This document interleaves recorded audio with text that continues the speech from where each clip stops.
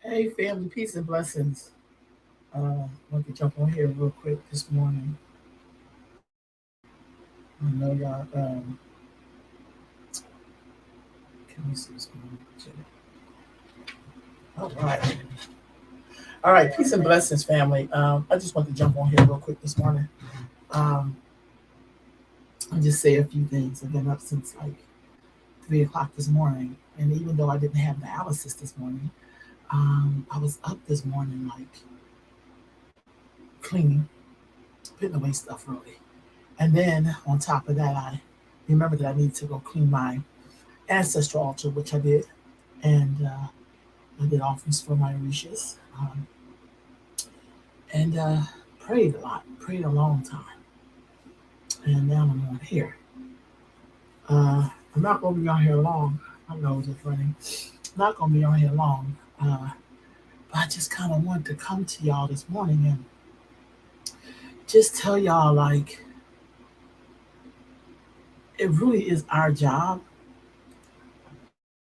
to ancestors. It really ain't nobody else's job, not nobody else's. I think it is good that we are looking at reparations. I think it is good that we are trying to help this country, America, that our ancestors built, to remember that they must repair what our country continues to injure. But this message really is for um, us, and mainly us that are the descendants of people who were enslaved in this country.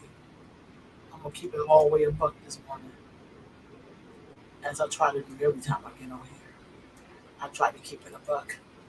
Um, I think it is totally our responsibility to not just ask or be persistent. I get that in asking for reparations and fighting for rights, which I think is totally important. So don't misconstrue this. But sometimes it's kind of sad that we'll be asking for things and we don't even know who our ancestors are, nor have we made an attempt to to know them, um, to research them, to uh, ask those hard questions of our elders that are still alive, asking them questions about, well, who are our people? Not the make believe stuff that we tell ourselves, but who are we really? And I'm saying this because far too often I talk to us and we don't know who our ancestors are. Now, I'm not saying if you grew up in foster care, please don't look for excuses. Just take this message. Just straight take it. You know what I'm saying? And do what you're gonna do with it. You know what I'm saying? But it is our duty, y'all, to know those people that we are standing and we are here because they came, they existed, they did the best they could with what they knew. I think a lot of us clearly don't understand what happened to our ancestors and what is happening or keeps happening to us. A lot of this work I do is really for my great nieces and nephews more than anything else. Yes, it's for me. You know what I mean? Absolutely. I get a lot out of it. But also, I do this because I think of my nieces and nephews and my great nieces and nephews. And I think of them and I want them to know the truth. I want them to know sacrifices that were made. I want them to know the story, no matter how it sounds, the good, the bad, the difficult, the triumphs. No, we got to know it all. And then we have to give thanks to them for just existing in this place called America. Um, that hasn't always been great. You know, when I hear people talk about whether we deserve reparations or not, who really cares what other people think? I'm just going to be honest. What I care about is that we know something is totally has to shift and has to shift for those descendants of people who were enslaved in this country, for people who lived through all of those times even after slavery. So Reconstruction and all the time you go, you know.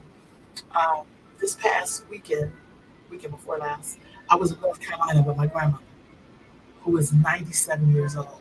And I'll be honest with you, the story of her life is not a beautiful one. She struggled, and through her struggle, she had 8 children. Seven of them, you know, I got to know or meet in my lifetime. All of them are still alive except for my father, who died when he was 75. And if he had been alive, his birthday's coming up on July 3rd.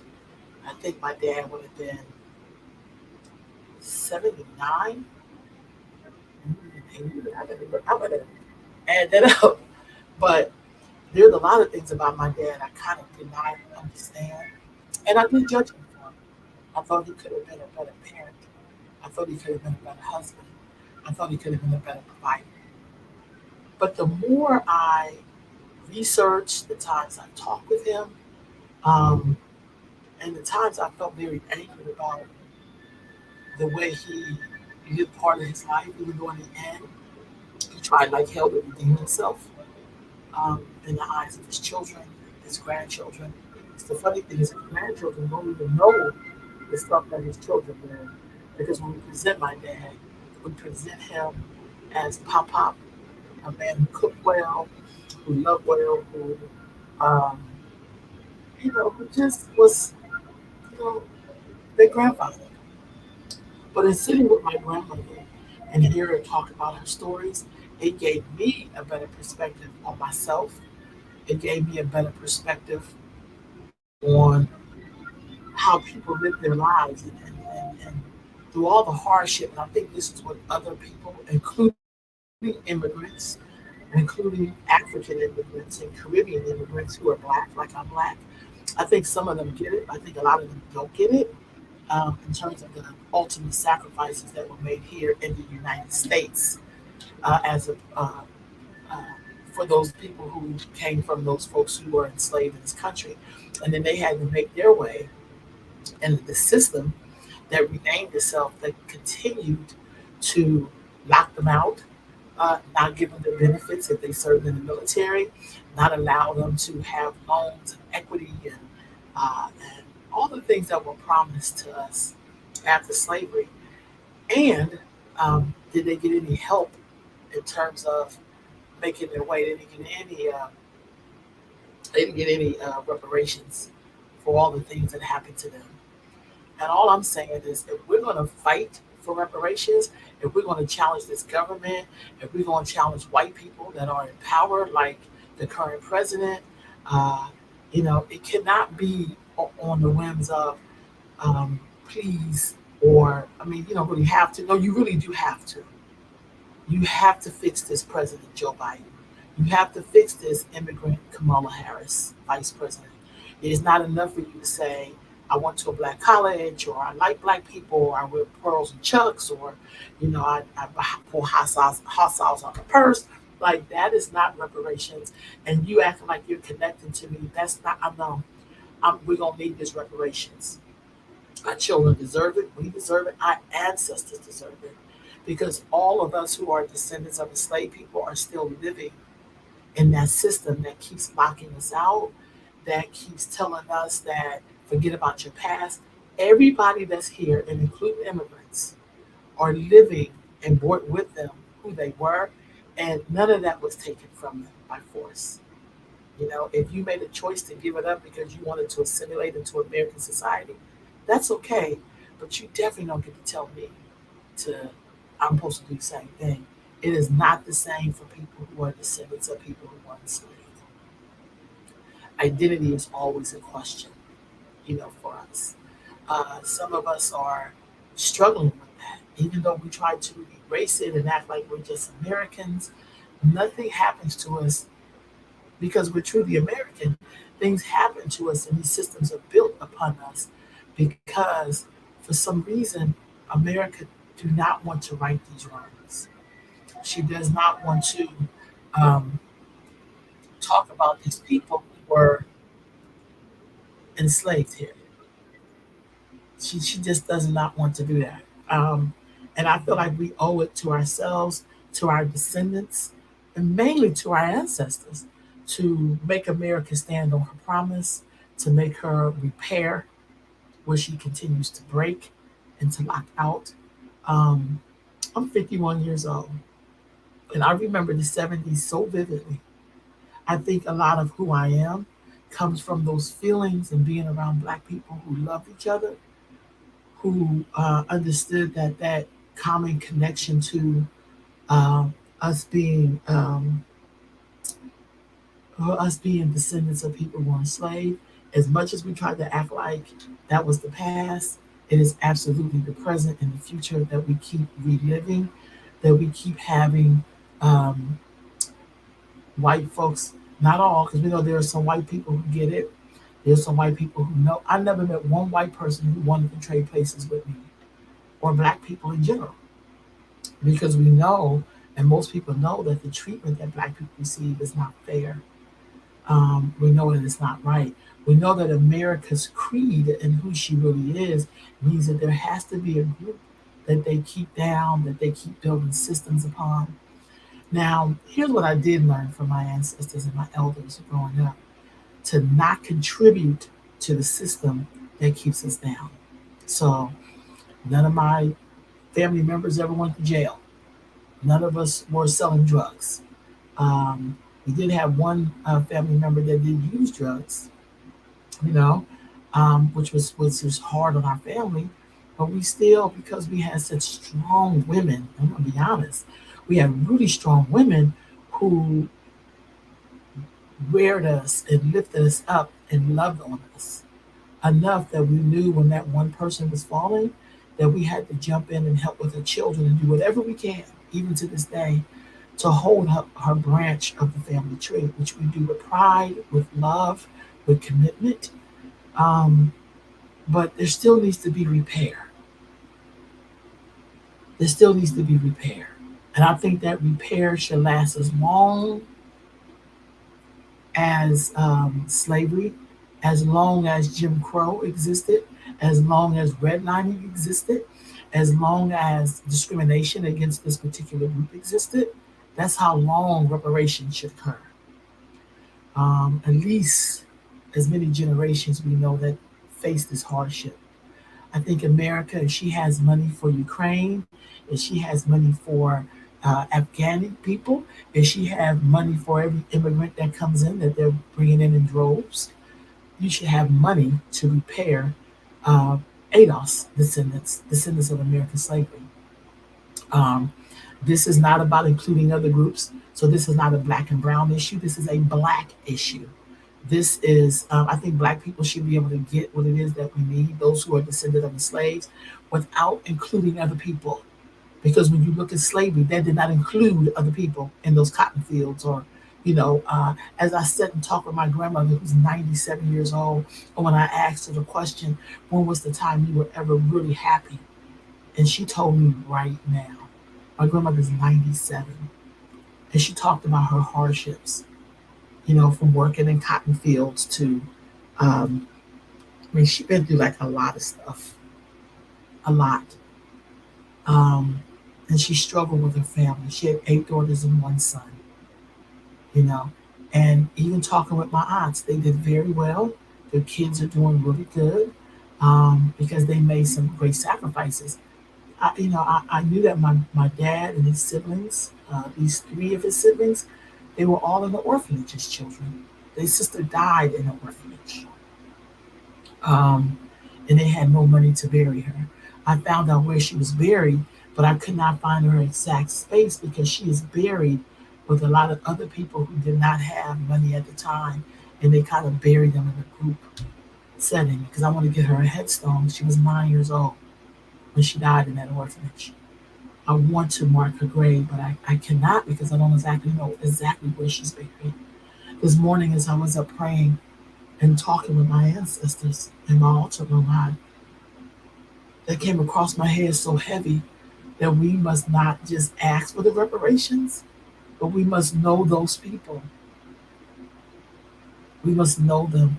We owe it to them, family, to at least know their name, to speak their name, to say their name. We must go and travel to those places where they were enslaved. We must walk those roads, family.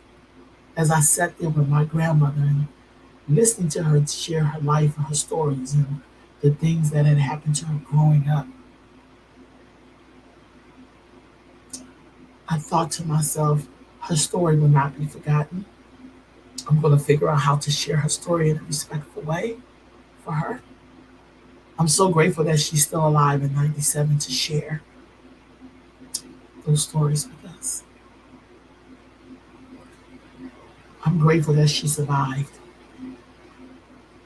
though it was very hard for her. It was hard for her children. And as her descendants, we still struggle with her identity. When I asked my grandmother, when I asked my grandmother, like, what was her makeup, she said, I'm black.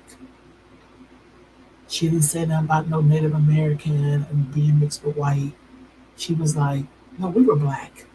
And people treated us like if we were second class citizens.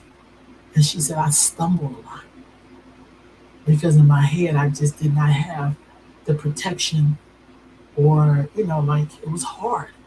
She talked about, running away at 12. She talked about what it was like being raised by elders who did not love themselves. And so for those black people who are like, oh, I'm mixed with white and we were treated great. This is not your story. This is not your story. You don't have to come corrupted. You don't have to speak against it. You should just shut up and let people who know their story, because my story is not a generic one at all.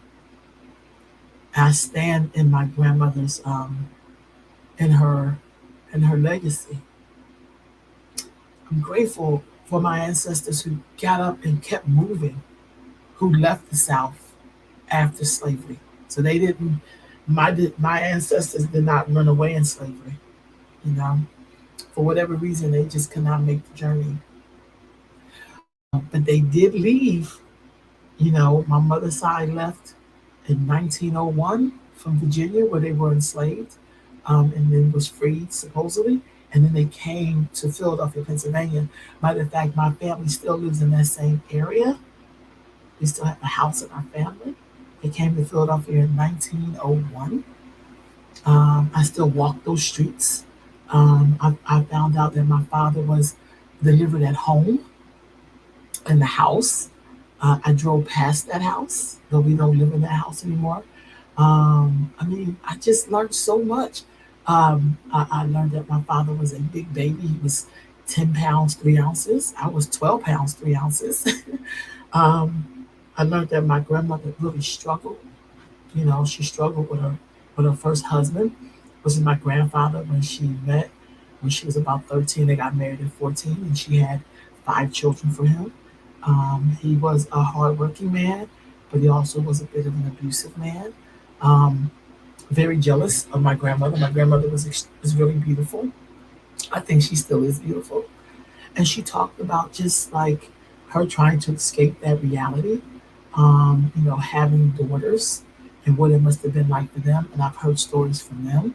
I don't want to share too much because I'm not trying to put their stuff out there like that. But these things that I fight against, working with girls around empowerment and self worth and dealing with girls who have been sexually abused, those things run in my family that I learned. I'm not proud of it. It's not a badge of honor. So even though they had to face a lot of extreme racism and prejudice, they also had to deal with things inside of our culture that were not good, um, and how they all picked husbands. At least on my dad's side, they are still married to their husbands, even though some of their husbands now are deceased. At least one is. Um, I learned a lot, and so when I thought about this reparations thing, I was like, absolutely, it is owed to us. Absolutely, absolutely. I am one of those people who will fight like hell to reclaim my heritage, my ancestry. I am not Native American, no disrespect to anyone that is. I am not in my mind.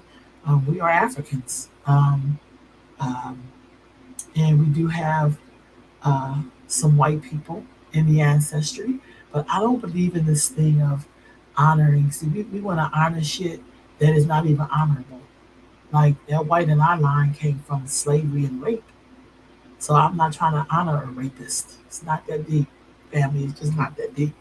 But I do want to honor those ancestors who struggled, who survived, who gave us the best that they could so that we would have a better chance. And when I look at my great nieces and nephews and my nieces and nephews, I want them to know this story.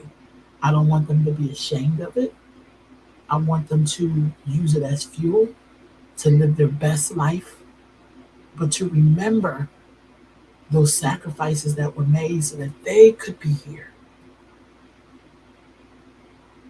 It ain't been easy. See, I lived through the crack era. You know, I um, I lived through a lot of misogyny. Still living through it. I lived through a lot of colorism. I learned that colorism goes way back in my family line.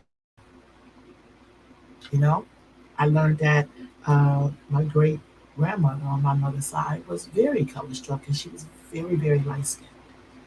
Um, I learned how that impacted my grandmother. I learned how, you know, it was a struggle. And I think these are buttons in me that when I meet people who are colorless, I get out their way so quick because I feel like I'm really gonna cuss them out. So I try to stay far away from them. It's not my job to redeem them. I'm so done with the man and shit. Like I don't want to be educating people and tell them why it's wrong. I'm not doing none of that shit. Like that shit it ages you. You know, I want to be here. Um, I want to live past 52. My mother died when she was 52. Her mom died when she was 52. I don't want to do that. I want to live like my great great grandmother who lived to be 103, who was born in 1817 and died in 1920. I have her picture, and I look at her picture a lot, and I think to myself, wow, like I want to be that blessed. I want to live that long. I want my descendants to, you know the story of who we are and how we made it here and what is expected of us, while you're living your own life, which is great to do. But I want them to know you are connected to other people. You're not just here doing you, you know. I'm so glad, and this is no shade to anybody, but I'm so glad that I had a lot of self worth in my life that I never danced down a pole and called it empowerment. I'm so grateful I never did stuff like that. Let me tell you how grateful I really am that that is not my story. That absolutely is not my story. When I went to visit all of these grave sites of people who I am descendant of, I am so grateful, family. I mean, so grateful that I could go to their gravesite and sit at their gravesite and talk to them and bring them flowers and say thank you and make offerings. And I'm so grateful. I'm so grateful that I know that my grandmothers on my mother's side, my grandmother Alice, my great grandmother Georgia, my great great grandmother Winnie Parks are all buried in the Eden Cemetery. And I was able to find them some years back. And every time I touch Philadelphia, I make my way to the Eden Cemetery to touch their headstone, to bring them flowers, to make offerings, to say thank you to them, to their final resting place that I was able to find. I'm glad I can stand at their gravesite and know that descendants, ancestors stood in that same spot that I'm standing in. I'm so grateful. I'm so grateful I had a chance to talk to my grandmother and find out where my grandfather is buried, which I knew where he was buried, but I didn't exactly know where. She was giving me all of this information. And so as we make this claim and this fight for reparations, I can say to the person, let me tell you who the person was that was enslaved in my family line. Let me tell you the journey of how they got to Pennsylvania. Let me tell you the journey of what happened to them when they left the South, when they were in the South, when they went to North, which was very harsh. You know, my grandmother said she did not like living in Philadelphia, but it was better in that time than living in the South.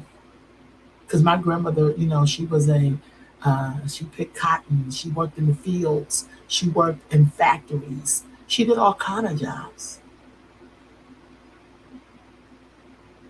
You know what I'm saying? So I can never look down at somebody who's out there picking grapes or picking tomatoes or whatever, because that was my grandma and my great grandma and my great great grandma. Because a lot of them were domestics, as we call them, like housekeepers or maids or servants to other people who did not pay them well, who did not give them rights, but they still, you know, kept living. So, family, on this Sunday morning, I'm up early, giving thanks to my ancestors. I'm getting ready to go in the house and make some breakfast for my great nephews. Um, I want to give thanks to my ancestors for teaching me humbleness. For just when you think, this is the funny part, just when you think you're escaping to another kind of level or whatever that is, the ancestors for me has a way of reminding me of who they are and who I am. That I get to be here because some people chose to survive. I got to be here because they didn't get to get benefits of being protected. I learned so much. I'm so grateful to my grandmother for making time for me, for sharing with me, because it's also very painful. A lot of elders don't want to share. Who wants to share being rejected? Who wants to share being abused and mistreated? Who wants to share those experiences? Because when you truly live that shit, you don't really want to share it.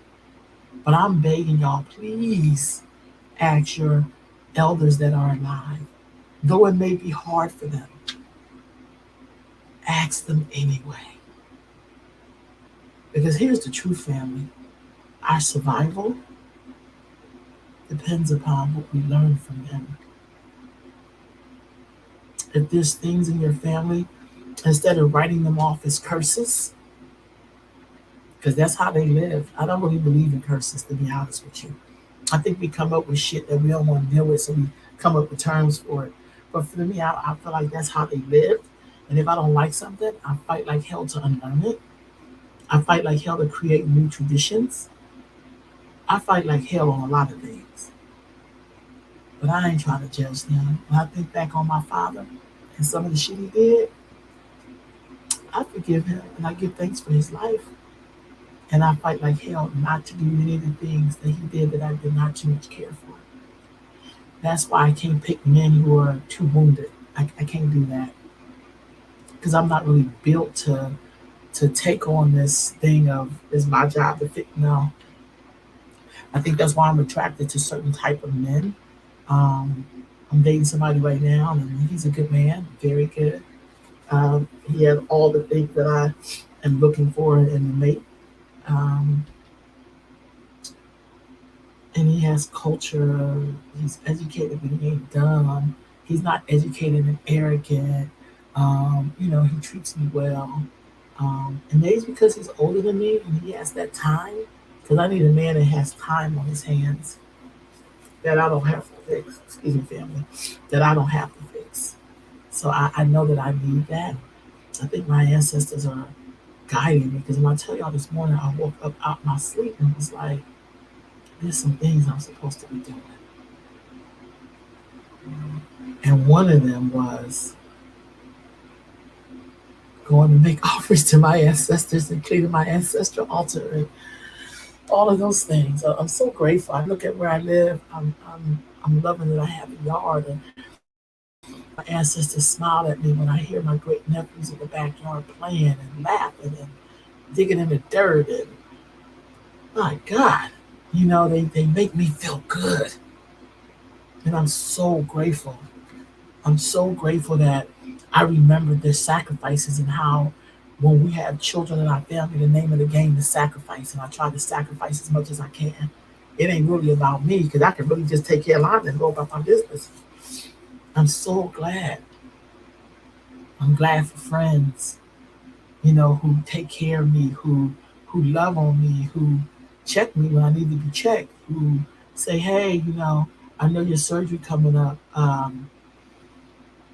You know, what's the rotation of people helping you? I mean, like I'm surrounded by just such good people, and I'm so grateful to come from a stock that I put out good energy, and then is met with other good energy. So, just want to come this morning and say to you all, know your ancestors, know them, know their names, know their stories, start digging, start talking, because I strongly believe that if we're gonna fight this fight, we gotta know the fight that took place before us, so we can stand there with absolute certainty and pride about who you are. Not let people water us down to make us fit into the world that they want us to exist in the way they see us. No, you get to exist as who you really are. And I'm so not ashamed of my ancestors who were enslaved, who built this country, who did not get any benefits at all. Yes, we're gonna need them reparations. Hey, cuz. So, family, that's all. That was on my heart this morning. I am so grateful um, for my ancestry. I am so grateful that I can still kneel at their grave sites and say thank you. Um, I was kneeling at my Uncle Stanley's site and picking flowers now. I remembered all the things that he shared. I remembered all his characteristics. And I just started busting up laughing, because he was a big part of the glue that held my family together. I was very grateful, his daughter's on the line, to be sitting and talking with my Uncle Eddie, who's 92. And when I asked him about his brothers, sisters too, but mainly his brothers, some of them were really tight, that does he think of them? And he said, yeah, I do. And sometimes I laugh, sometimes I shed a tear. He said, but I'm so grateful, you know. I didn't even think I would be the one like left out of the brothers, But how blessed I am to sit at a 92-year-old man's feet, a black man living in his own house, who loves watching African movies, but he shared with me too. So if you haven't done this, y'all, get your recorders, go and tape those elders. I'm telling you, know who you really, really are. And I know it's hard, but do it anyway. Your children will thank you, your grandchildren will thank you, your ancestors will thank you. Because it's up to us, family. It's up to us to keep fighting, but to know why we are fighting.